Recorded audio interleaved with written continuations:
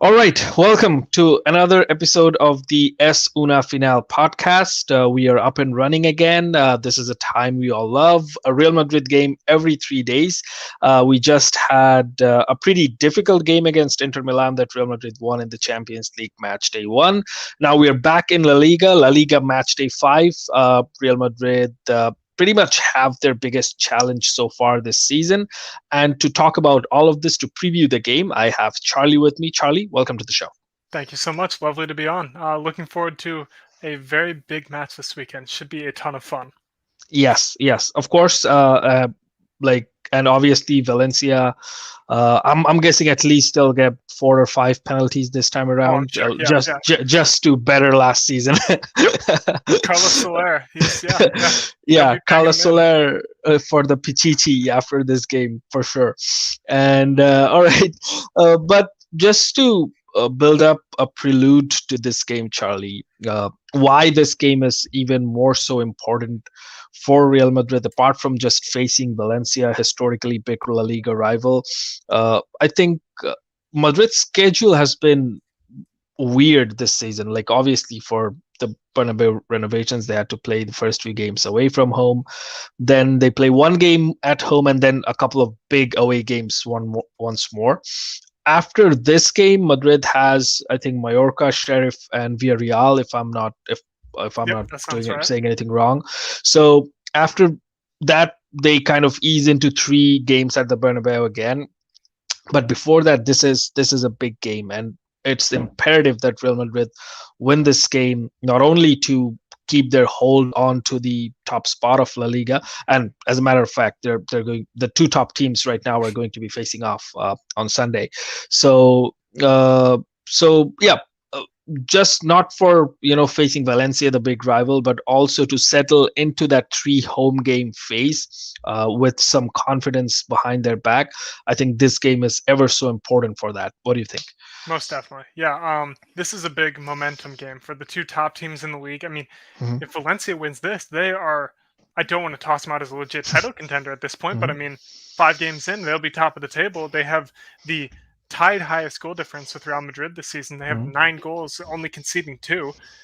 I mean, they're the real deal, which I was the last person to expect. I didn't think BordalasBall would work for Valencia, but hey, mhm. I will fully admit I'm wrong. And as much as I don't like BordalasBall, I'm very happy to see Valencia near the top of the table again.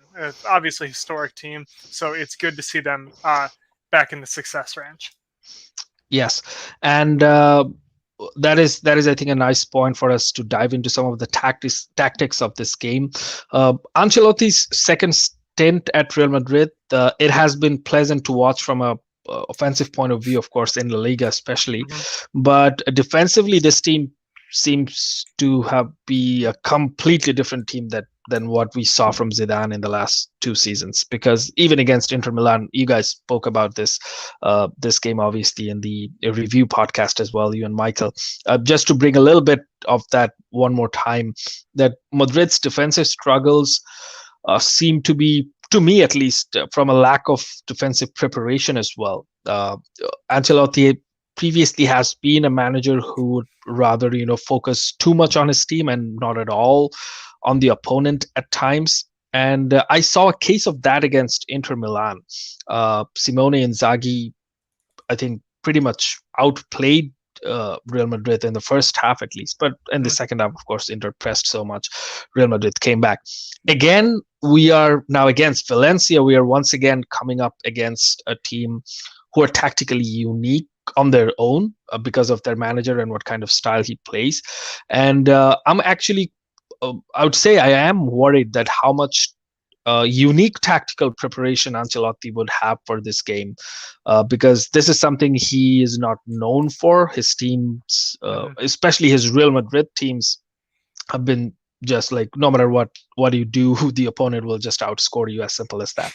But with Benzema and probably Vinicius as our only source of goals, this may not be a very good plan going deep into the season. What do you think about that? Yeah, absolutely. I mean, the score more than your opponent is a ton of fun, but Mm-hmm. from a tactical standpoint, like you were saying, it just it doesn't make a ton of sense given that for a team that wants to be competing for titles and at the top of the league, just going in and saying we're going to try and score more. That's not a sustainable way to play. And that, like we said, or like you just said, Benzema and Vinicius are the club's only source of goals at the moment. So if you lose one or both of them, everything you have goes out the window. So I don't like Ancelotti's obviously not going. I hope he changes, but I don't think he's going to be doing too much different from what he normally does in preparation for games like this. So yeah, I don't think we're going to get much different tactically from a sample for Real Madrid this game, and they'll just come out like they have come out for the previous 5 games. I think it'll be the same counterattacking team trying to stay off the ball, and their transition defense, their rest defense, has been very, very poor this season. That's been a major issue. That's my opinion, the biggest issue with the team's defense, why they're conceding so much. And I don't think we're going to see much changes, and that's something that's going to be very, very tough against Valencia, because they're a team that, while they don't press you high up the pitch, their press is very intense from a deep position. It's very unique. It's not a low block, but they will play deep in their own territory, but they will still press you very hard. It's quite difficult to play against, as we've seen from the other teams in La Liga this season. So Real Madrid's rest defense, which for people who don't know what rest defense is, it's the way your defenders and like deeper lying midfielders line up when you're in possession so that they can move into a defensive phase as soon as the team loses the ball. So like where Casemiro is a major factor in all of this, where he is when we lose the ball so he can track back.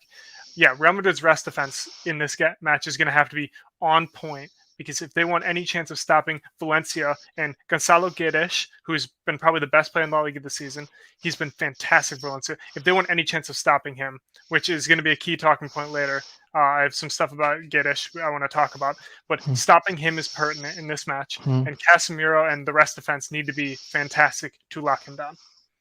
Yes, and I think a lot of this has to do with just Real Madrid's basic shape in or out of position. Yeah. Because under Zidane, what we saw a lot is that he wouldn't compromise anything with the defense, so the team would always have a compact shape. Players would, especially out of possession, players would be closer to each other, and for that, especially even if whatever deficiencies Nacho and Militao have, they wouldn't get that much exposed in that kind of shape.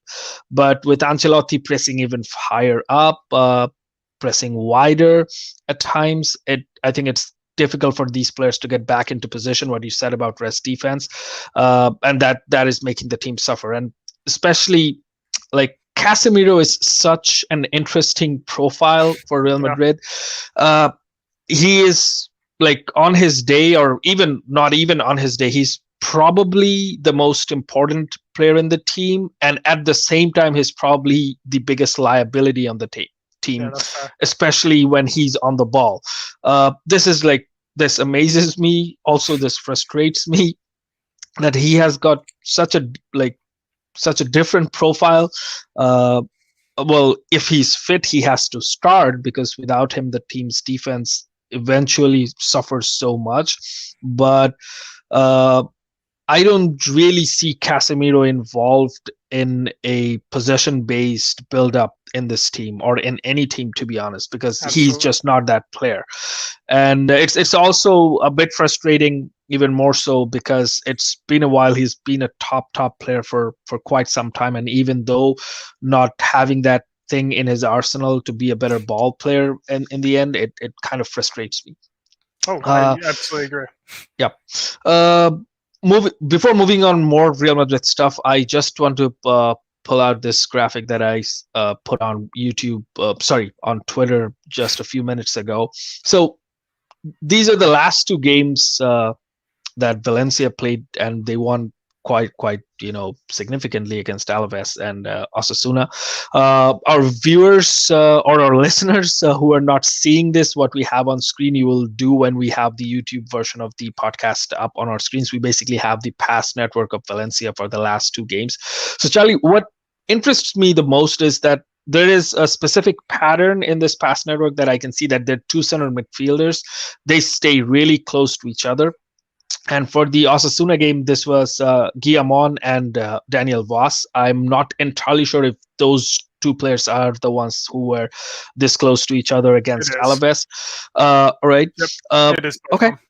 Okay. Okay. So Guillamon and Daniel was staying so close to each other, but at the same time, we see that the shape against Osasuna was more central, more narrow against Osasuna. But whereas with the same kind of setup, they were allowed to be, or they allowed themselves to be into more wider positions.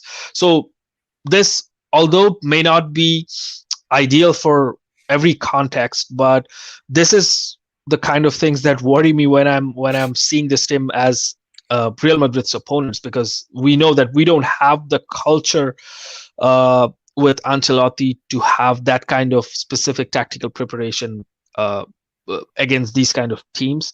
And yeah, unless it's like a Champions League semifinal, I don't think Ancelotti would put much specific preparation onto that. So what do you think about that, including like how Bordalas lines up his teams? Yeah, I think controlling the midfield is a huge key for Real Madrid and also for Valencia in this match. Who's going to control the midfield? And I think Real Madrid do come in with an advantage purely on the basis that they're going to be playing three midfielders as opposed to Valencia's two central midfielders and Guillamon and Vaz, who I assume will start this game as well, with Carlos Soler playing in the right midfield position.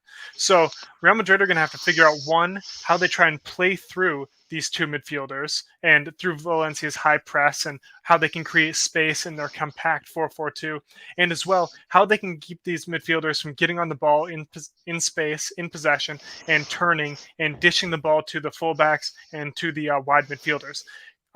High pressure, I think, from Real Madrid's midfielders, which is why Fede Valverde will surely start this match. He's going to have to be the workhorse, who's going to have to be everywhere and trying to lock down, keeping the Valencia midfielders from having too much time in possession. I think we can see Camavinga as well starting. The two of them are both major workhorses, and I mean, those two are the two midfielders best suited to put in a shift of high pressing midfield, which I would love to see Ancelotti go with. I don't think he will. I think we'll see Luka Modric and Fede Valverde along with Casemiro. But yes, trying to restrict the amount of time that these Valencia midfielders can get, and our fullbacks and wingers will need to be the wingers will need to track back as much as possible, because Valencia, as you can see in that pattern, they go central midfielders and then back out to the wide midfielders and the fullbacks, which get forward very well.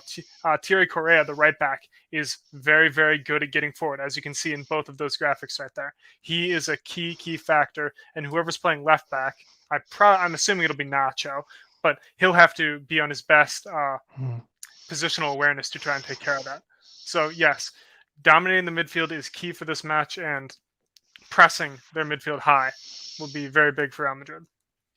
Yep, and yeah, that gives us the opportunity to get into Real Madrid's first 11 discussions nicely as well. So I think Courtois and the back four, I'm like either the same back four that started against Inter, or I think Miguel comes in one of Militao and Nacho's place, probably Nacho Valverde again.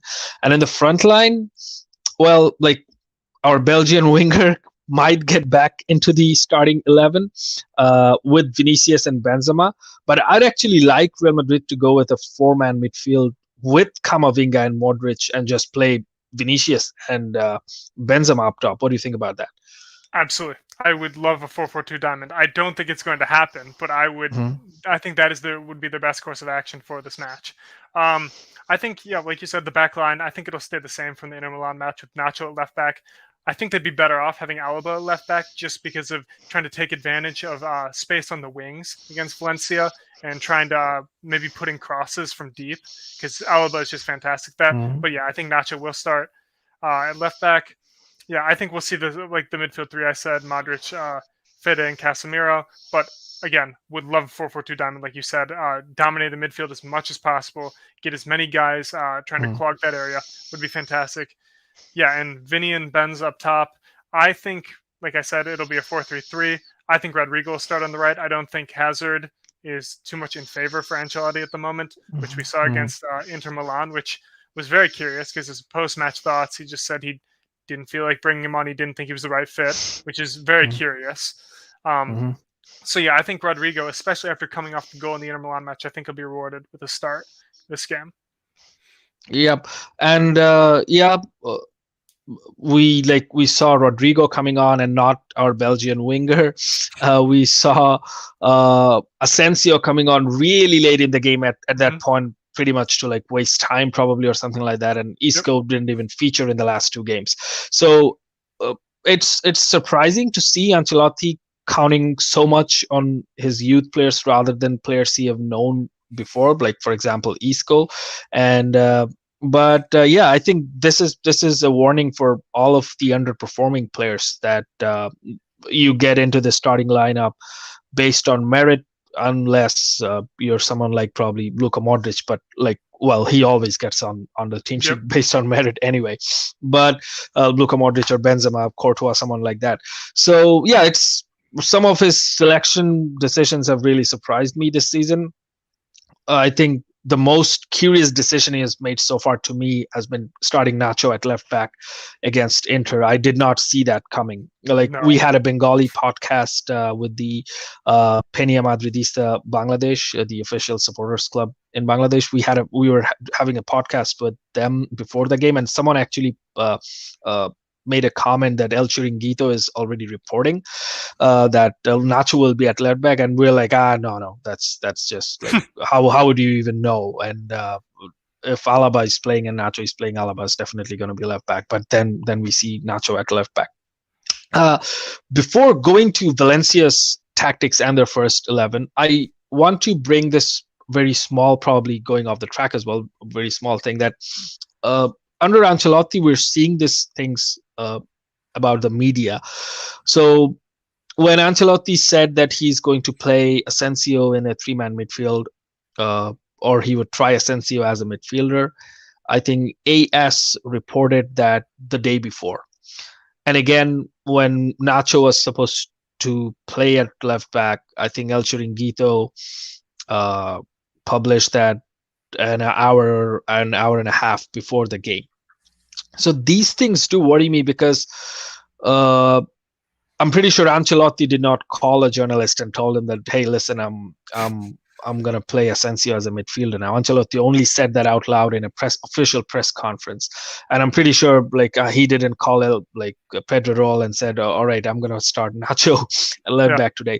So these are league games, these are group stage games, probably not hurting us as much. But if this is an El Clasico and the opposing manager through the media or whatnot knows a day before a tactical change like the one with Nacho, or if it's a Champions League quarterfinal, semifinal, or a knockout game, I think Real Madrid are not being diligent in this area. That these things should not come out in the media unless the manager lets it out himself. Mm-hmm. What do you think about that? Yeah, we're getting shades back of Jose Mourinho back when he was manager, which is obviously a horrible situation. We know how that turned out last time. I hope Ancelotti is a better man manager and won't let it ever get to that point. But it's not a good situation to be in, and I am starting to get slightly nervous about the kind of leaks we are seeing. Hopefully it is squandered quickly and Ancelotti regains control of his dressing room, because I would really hate to have a player be leaking this information. And for both, because I'm a Madrid fan and because I love all these players, I would not like to know that one of them is doing something unethical like that. Yes, same here. And this does worry me as well, because these things, like, there are teams that are completely tight-lipped about this. Real Madrid has never been that team. We have had leaks here and there somehow, probably always, but these have direct tactical implications on the team that's playing these kind of leaks. So they should stop as soon as possible. But again, like, the medical situation we had last season, the team did not recognize that throughout the season. The manager, the president, no one. And I don't think this has even caught anyone's eyes, apart from a few fans, that these things are coming out way before they actually should. So we'll see what happens during the season. All right, let's talk about Valencia now. Bordalas took over the club, and within 30 seconds of their first La Liga games, one of the players got sent off. The perfect storm, the perfect start. But since then, Valencia have recouped well, and well, they're on top of La Liga based on points, just behind Real Madrid on goal difference, or scored goals, I think, not difference. So for them, for all the financial issues, organizational issues that they have, this club has been having for the last 3 seasons, making a real statement in La Liga would be a huge thing for them. And I don't think there is any better opportunity to do that, or to start to do that, than beating Real Madrid at home for the second consecutive season. So I'm absolutely sure, like any team that ever faces Real Madrid, Valencia are going to be 150% for this game. But apart from the tactical profiles or the things we have seen so far, do you think they can come out and do something completely different to overwhelm Real Madrid? Is there a chance of that happening under Bordalas? I don't think so. I mean, Bordalas, you know what you get with his management, and I don't. From watching him the past 3 or 4 seasons, he's never really differed with his management style under Getafe. I mean, he played almost the same players every match, pretty much the same style. I mean, he'd switch up the formation every so often with tactical tweaks and injuries and things like that. But it was one of those sides where you knew what you were going to get. It was going to be high pressure, high intensity, a lot of fouls, players being very aggressive and trying to take advantage of each other and thriving off of the frustration you create for the opposition. I don't think we see anything different in this match. I mean, I think he'll use almost the same lineup. I mean, there are obviously injuries and things like that from last week, but it'll be the same lineup, the same system, the same kind of high press in a deep area. Gonzalo Guedes picking up the ball from deep areas and progressing it through dribbling. Thierry Correa trying to get forward and put in crosses and things like that. I think it's going to be the same normal Valencia. And to be fair, that same normal Valencia has caused a lot of problems and scored quite a few goals in La Liga. So if what you've got is working, I don't know why they'd stop at this point. And also, on a final note here, we know how Valencia is against Real Madrid. They've given them issues in the past, especially off of creating set pieces and creating frustration for Real Madrid and creating chaos. They're very, very good at that, and they're only getting better at it under Bordalas. I think they have the most penalties drawn this season, which granted we're only 4 match days in, but it already tells you. I mean, they're there's a word in the English football game that you use for a team like this. You cannot say it on a podcast like this, but they're yes, that is their team. I mean, I think you should know what I'm alluding to at this point, but yeah, that's just the general nature of Bordalas and this Valencia team at this point. They're going to create chaos, and that's how they're going to try and win this match, and that's what they thrive off of. Yep. I expect nothing less from them, and especially, and I think Real Madrid have only won at the Mestalla against Valencia, not against Barcelona. We've won every time we've played Barcelona at the Mestalla for in the recent past. Yes. So every time they've played Valencia at the Mestalla, I think in the recent 4, 5, 6, 7 seasons, only in the 2017-18 season is when they won. Ronaldo scored, Cruz scored. I think that was a good game. It was, I think, 4-2 or 4-1, something like that. But by that time, we have also lost the league long time ago in that season and given up on everything, and then we were only focusing on the Champions League. But yeah, this is different. This is very early in the season, almost like last season. I think last season we faced Valencia pretty early, if I remember correctly, and we lost terribly. Hope that doesn't come back again this time around. But yeah, really, really hoping for a fantastic game on Sunday, an absolute game of the weekend kind of stuff. Nothing less than that.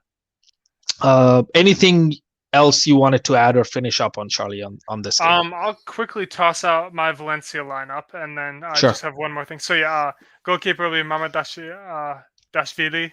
He's been playing very well. He's been probably the best goalkeeper in La Liga based on expected goals conceded and things like that. And I think we'll see an unchanged back four of Jose Gaya, Gabriel Paulista, Omar Alderete, and Thierry Correa. Guillamon and Voss again starting in central midfield with Soler on the right. And Denis Cheryshev did pick up an injury last week. I believe it was a knee injury. So I think we'll see new signing Dimitri Fouquier come in at that left mid position. And then Gonzalo Gic and Maxi Gomez up top. And the one final thing I want to touch on is both Ancelotti's Real Madrid and Bordalas' Valencia both thrive on their opposition being in possession of the ball. Valencia has a possession average this season so far of like 43, and Real Madrid is somewhere, I think, like 45 or something like that. We see that Real Madrid thrives on their transition moments and their counterattacks and things like that. So these are two teams who just don't want to be on the ball for the majority of the match. So either someone has to take control and take it to the other team. I believe it'll be Real Madrid, just given based on the players' inherent possessing nature that they played like under Zidane and things like that. I think that'll kick back in and they'll hold more of the ball and tend to create more of the chances.